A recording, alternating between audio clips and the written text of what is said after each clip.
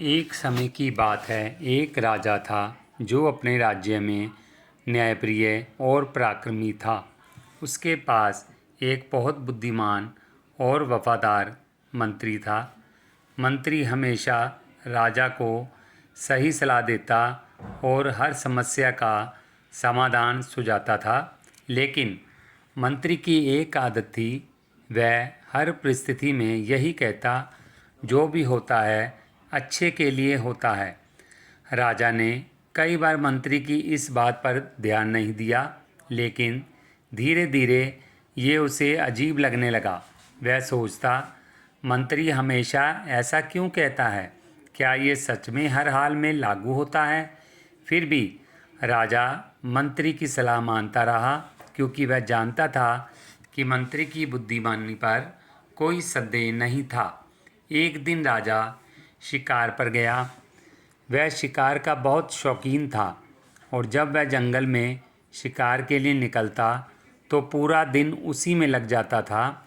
उस दिन राजा ने एक हिरन पर निशाना साधा, लेकिन गलती से उसका तीर उसकी ही उंगली पर लग गया। राजा की उंगली से बहुत खून निकलने लगा। उसे तुरंत जंगल से वापस लाया गया और महल में उसकी चोट का इलाज किया गया। जब मंत्री को इस बारे में बताया गया तो वह राजा से मिलने आया और हमेशा की तरह बोला, जो होता है अच्छे के लिए होता है। राजा इस बार बहुत गुस्से में आ गया। वह सोचने लगा कि उसकी उंगली कट गई है और मंत्री कह रहा है कि यह भी अच्छे के लिए हुआ है। उसने गुस्से में आकर मंत्री को जेल में डलवा दिया। कुछ समय बाद राजा ने सोचा कि उसे फिर से शिकार पर जाना चाहिए। उसकी उंगली ठीक हो चुकी थी और उसे जंगल की हवा में राहत मिलती थी। वह अकेला ही शिकार के लिए जंगल में गया।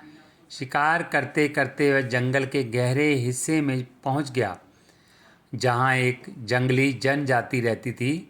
उस जनजाति में हर महीने एक इंसान की बलि चढ़ाई जाती थी और जब राजा उनके पास पहुंचा तो वह उसे पकड़कर बलि के लिए तैयार करने लगे। जनजाति के लोग बलि चढ़ाने से पहले उस व्यक्ति की जांच करते थे ताकि वह शारीरिक रूप से पूर्ण हो।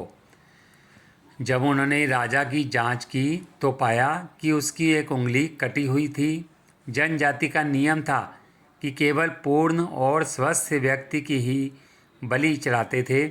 इसलिए उन्होंने राजा को छोड़ दिया और उसे जंगल से बाहर जाने दिया। राजा जान बचाकर महल लौट आया और उसने सोचा कि सच में मंत्री की बात सही थी। अगर उसकी उंगली ना कटी होती तो वह आज जीवित न बचता। राजा को मंत्री की बुद्धिमानी पर फिर से विश्वास हो गया। उसने तुरंत मंत्री को जेल से बाहर बुलवाया और उसके पास जाकर माफ़ी मांगी। राजा ने कहा, तुम सही थे, जो होता है वह सच में अच्छे के लिए ही होता है। अगर मेरी उंगली ना कटी होती तो आज मेरी बलि चढ़ा दी जाती। मंत्री मुस्कुराया और बोला, महाराज, मुझे जेल भेजना भी आपके अच्छे के लिए था।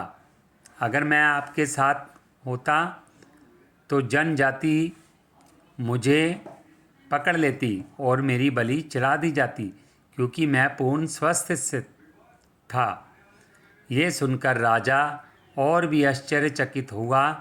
उसने मंत्री की बुद्धिमानी की सराहना की और उसे पुनः अपने मुख्य सलाहकार के रूप में नियुक्त किया। इस घटना के बाद राजा ने सीख लिया कि जीवन में जो भी होता है उसके पीछे कोई ना कोई कारण होता है, जिसे हम तुरंत समझ नहीं पाते।